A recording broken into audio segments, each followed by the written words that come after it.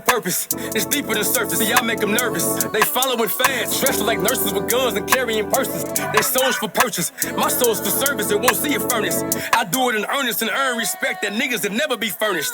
Love me or hate me, just make up your mind and stay on that side of your mission. Hope that you listen before you dismiss it, cause you can achieve it if you can envision it. All right, we are here on Lone Wolf Podcast with special guest Brad FacTs. He is an artist, author, motivational speaker, and a life coach. He was born in Lawton, Oklahoma, and raised in Milwaukee, Wisconsin. His music can be found on all social media platforms, and his 2 books, Courage Under Fire and The Comeback, are available on Amazon, Barnes & Noble, and Target. Introducing Brad FacTs. What up? What up?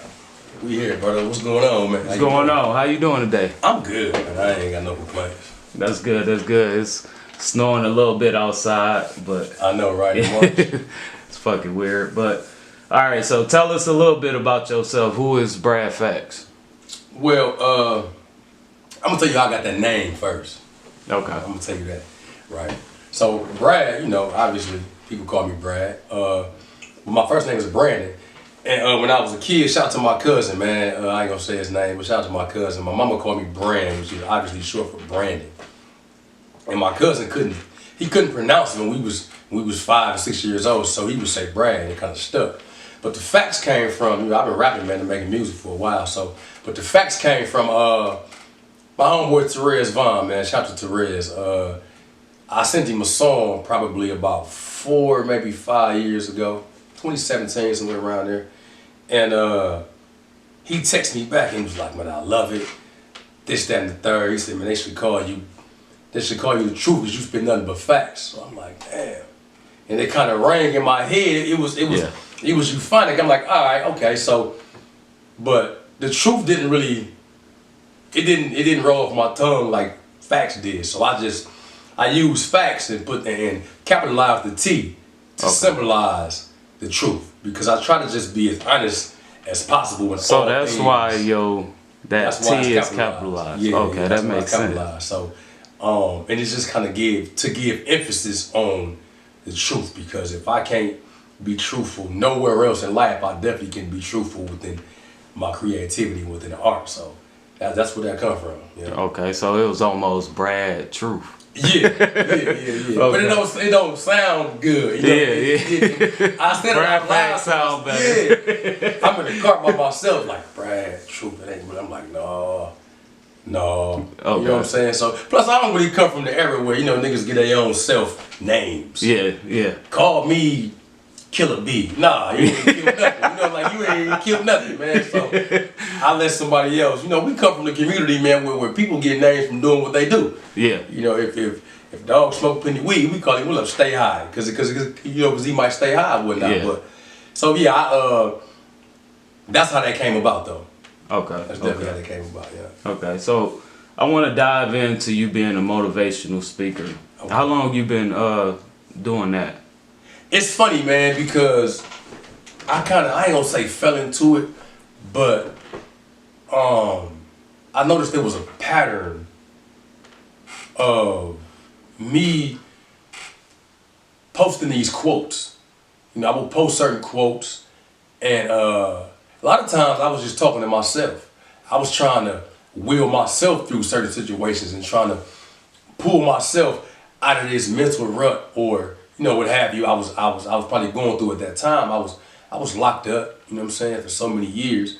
So I found myself writing these songs and writing these quotes and reading these pieces of literature that spoke to me, that kind of dragged me out of the mental rut and the depression I was dealing with. So you're saying basically like the motivational literature that you were seeing was helping your mental state change. Yeah. But so, you know, when I started writing different types of songs, I was writing those songs to myself. And it just so happened that it resonated with other people. Okay. So it wasn't initially, it wasn't to inspire or to motivate or to kind of imbue people with that drive. It was just like, I gotta go get through the situation I'm dealing with at hand. And so when I came home, it kind of became a thing. A lot of the guys I left in the joint, were looking for me to do something that would inspire them and kind of give them some type of motivation for when they get out, some positive reinforcement and some positive motivation for when they got out. Because, you know, for all intents and purposes, I'm an unofficial representative of those people. So it's kind of like when you see something happen in the street and the news camera come and talk to you. You are a representative at that point of the people. You know what I'm saying? Like they tend to choose the most ignorant person to talk to put him on TV. But so I started to feel like, man, I'm a representative of these guys, and I got to rep us the right way. Okay. So I said, I got to do something.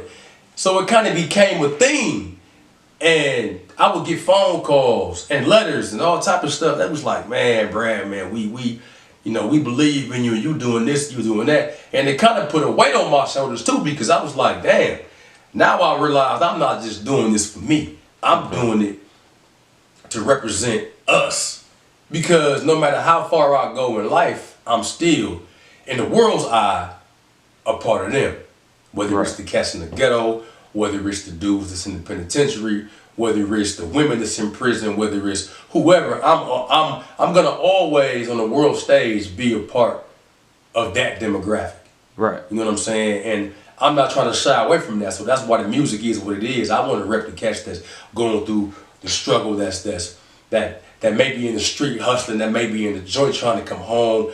I'm trying to be a representative of that, because that's what drives the world. No matter what the world want to say to you, those are the people that drive the world. It's not the millionaires. It's not always the people who have the commercial influence. It's the people you don't see behind the scenes, the people you don't see that's on the stage, or the stage hands that's making the people on the stage look good. It's those people that really represent us and vice versa. So, once I realized that, I was like, damn, I may be on something. So it kind of just became a thing, and it became otherworldly for me. I was like, okay, I might be on something that can be conducive. So that's when you realized, like, your motivational speeches and words was encouraging a lot of people more than you probably thought. Yeah, that's when it became deliberate. Okay. I said, I was getting letters and calls from people, and then guys would come home who I didn't know, and they had seen the video, or they had read the book, or something like that, and they was like, man, Brad, and they would just express to me how I touched them. Yeah. So I'm like, well, damn. It kind of made me think about what my grandfather used to tell me. People are watching you even when you don't realize they're watching you. Yeah. So it kind of made me move a little more strategically, move a little more deliberately within that thing. So, I don't want to misrepresent them, because truth be told, man, when you come home from prison, you are a representative of the guys that's in prison, whether you doing the work I'm doing or not, because if you go back, then they gonna look at the people that's in there who trying to get home that may have their head on straight and say, you're not ready. Yeah, and you can kind of be like a testimony for the people that's in the jail. Yeah, 100%. You know, and that motivation they need. Okay. So I read Courage Under the Fire. Okay. And I read you was locked up at a young age, and according to the book, your father was the one that actually turned you in. Right. How did that affect you mentally as a young man? How did him turning me in affect me? Yeah.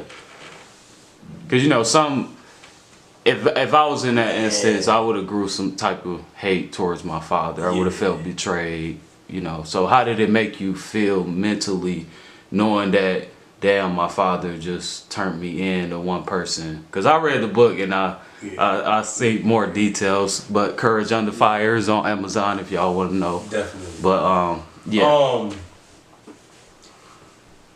That's probably the one thing that was the most difficult for me to get past. Okay. Even now, man, like I just, and it's crazy because I understand it more now than I ever did. Yeah. Knowing, because the police had me labeled armed and dangerous. They was talking about doing something to me when they caught up with me. So he gave me up. I'm not a father. Yeah. I don't have any kids, but I have nephews and nieces, and I have children in my life who I do love and care about as if they're my own. It's hard, man. Like I don't know if I could have done that. I'm gonna be 100% honest with you. I just don't know. And I promise you, man, like that's probably one of the most, I'm gonna say it again, and that probably was the most difficult thing. I accepted 25 years stronger than I did that. Yeah. Because I sat in the back of the police car. The dynamics of it were this. A couple of years prior to me going to prison and to my father bringing the police to me, my uncle had got killed by the police in the same neighborhood. And it was just, it's always been negative relations between the black community, the black and brown community, and police. It's just, that's just the reality of it. It's always been that way in America, unfortunately. Yeah. So I felt like, man, you turned me over to the hands of some people that you didn't even know were gonna take care of me. Yeah. So it's still hard to deal. Would you say, It's looking at it as you get older, did your father actually betray you or actually help you because he see the same path your uncle went through and he didn't want that to happen to you? Well, I think. So he kind of like saved you but betrayed your trust at the same time? I think it was a little bit of both. Okay. If I'm being completely honest, I think it was a little bit of betrayal based on the principles that he had taught me. Okay.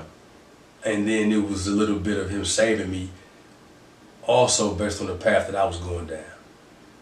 Okay. So it's difficult. Like there's as many words as I know, man. I can't. It's hard to put those feelings into words because looking back at it, it's like you didn't even come with me.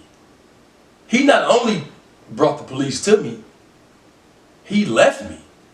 Yeah. You understand what I'm saying? So he walked away from the police car, didn't come downtown with me, didn't come to visit me for that first stint.